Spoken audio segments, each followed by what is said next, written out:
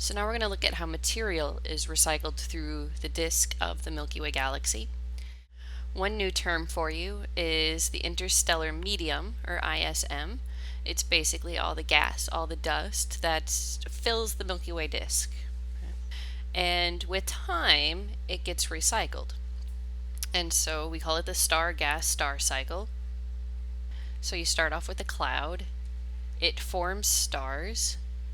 Stars make new elements like carbon and iron. We're going to call those heavy elements because they're heavier than hydrogen and helium. And the star dies, returns some of that gas back into space, and that gas can start the cycle over again. Originally, the universe was only filled with hydrogen and helium gas. Those are the lightest elements. They're also still the most common. But over time, stars have changed some of that hydrogen and helium into other elements. We're going to call them heavy elements. So anything heavier than helium. So right now, stars that form with about 2% of other elements. So our sun formed with some iron in it because previous generations of stars had already put some of that into the gas in the Milky Way. Some people like to call our star a third generation star.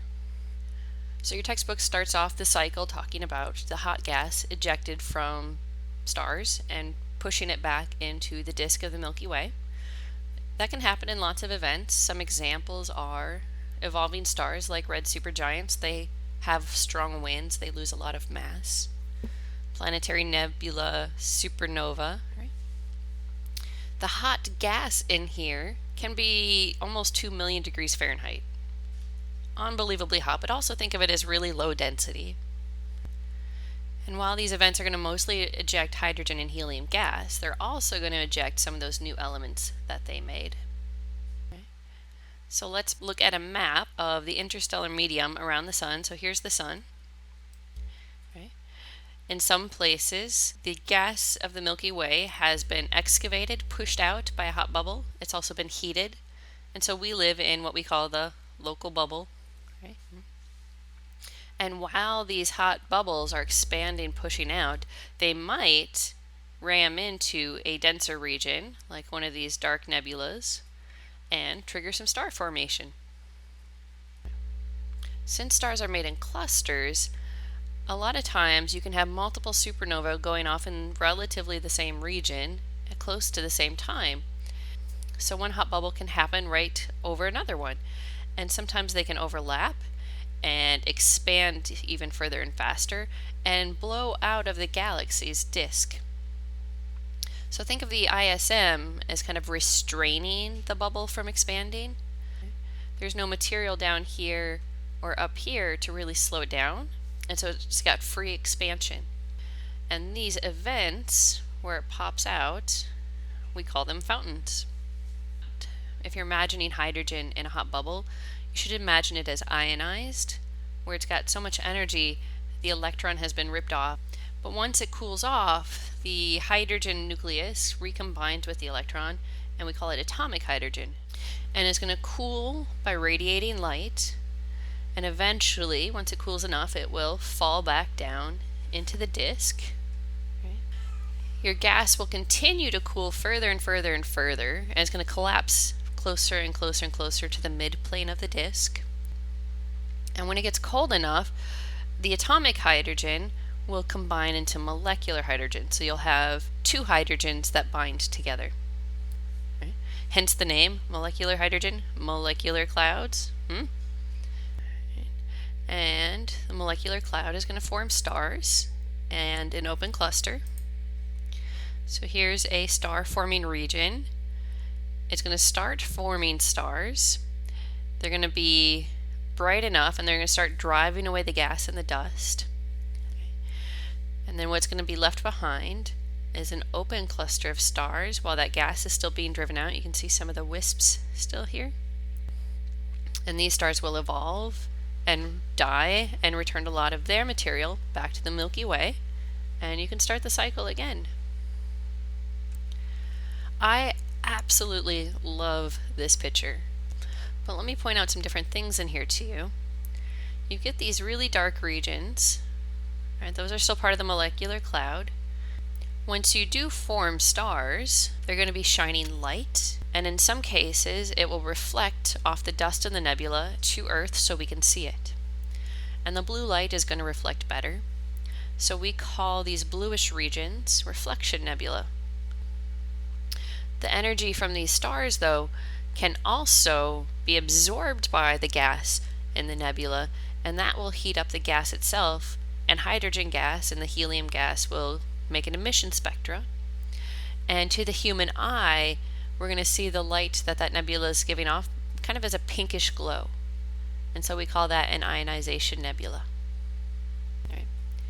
Here is a different image describing the star-gas star cycle. I just nabbed it off the internet. But I like this one to point out that with each cycle, you're going to make a dead core. You're going to lose some material. It's going to get locked up by gravity, right? And with every cycle, the gas that gets returned to the galaxy is going to have a little bit more heavy elements, a little bit more carbon, a little bit more iron, a little bit more calcium. Right now, it's about 2% heavy elements, but in the future that will become higher. And so the Milky Way is slowly using up its gas, and maybe in about 50 billion years, the Milky Way will run out of gas and will not be able to form any new stars. Right. So if you guys think back to Kepler's laws, do you remember how Mercury goes around the sun faster and completes its orbit faster than the other planets that are further away from the sun? Okay. So that's an idea that we're used to, is that things that are closer to the gravity are going to orbit faster. So let's take that idea and look at spiral arms for a second. Okay. So let's pick 3 different distances in a galaxy, here, here, and here, and let them orbit the galaxy. Would it make sense that this one would get ahead and travel up to here, and this one would lag behind that first point? So if this was a spiral arm, it would get stretched out and start bending. So some people thought originally this is how you get your spiral structure in your galaxy. But there's a problem, is that if you were to keep letting this go, the spiral structure would get wound up so tightly, the pattern would disappear. And another problem is we did not see galaxies in space that would look like this. Okay. So spiral arms do not orbit like objects. Right? The spiral arms are a pattern or a wave in the objects. Okay. So in this animation, all of the dots are stars. And the spiral arms are a place where there's extra stars, so you're going to get extra light and it's going to look a little bit brighter. But notice that a star moves into a spiral arm, but then it'll move back out. So how that works is the star's orbits around the galaxy are going to get turned a little bit so that they line up just right. So that way you can get a spiral arm pattern. So here's one way that you can get the orbits to be changed to get a 2-arm spiral. Here are some other patterns that you can make by tweaking the orbits of the stars. A bar wave in a galaxy. There's the 2-arm spiral again, a little bit more extreme than the last figure I showed you. Right. Here's a barred spiral wave, like our Milky Way galaxy. Here is a different way that you could bunch up the orbits, right, in a box spiral. So how can you do that? How do the stars end up changing their orbits to make these patterns? And there was an interesting paper a couple years ago, and they ran a computer simulation of a galaxy. And the red and the yellow and the blue represents the amount of density of gas and stars. And if they just ran the simulation with just the gas, the dust, and the stars, no spiral pattern formed at all. You kind of see these little spiral patterns here? So what they did to be able to make this version, where you did start to get a spiral pattern, is they included some super dense giant molecular clouds. And it was the gravity of all the dots interacting with each other that set up the spiral pattern. Here's another way that we think that the spiral pattern might be set up. One small galaxy merging with a larger galaxy, which is actually a fairly common occurrence. The Milky Way right now is merging with two small galaxies as we speak. And once the spiral pattern gets set up, once those orbits are all tweaked, it seems to be stable. You just need the initial interaction to set it up. So a star can move into a spiral arm and then move back out again, like in that little video I showed you. But a gas cloud can't. A gas cloud is not a point source of gravity. These gas clouds are light years across. They're huge.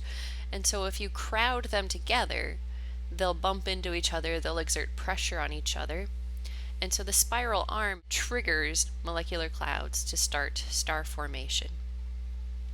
So most stars actually form in spiral arms in our galaxy. So along the spiral arms, you're going to get all the different stars forming: blue, white, yellow, and red. But the blue ones are the brightest and the easiest to see. So their positions will help you see the spiral arms. And also the blue stars die off fairly quickly. So the blue stars often will die before they even really get too far out of the spiral arms.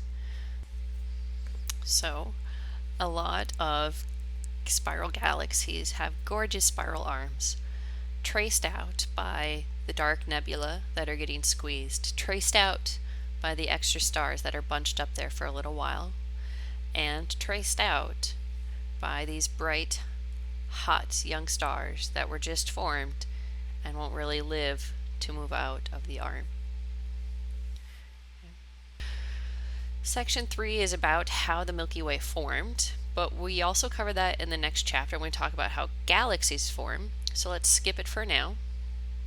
Section 4 of this chapter, the mysterious galactic center, is about our Milky Way's gigantic black hole, which we covered a little bit in the black hole section, and we're going to cover supermassive black holes again when we talk about quasars. So let's just leave it for later. Okay? So we're just going to skip these two sections.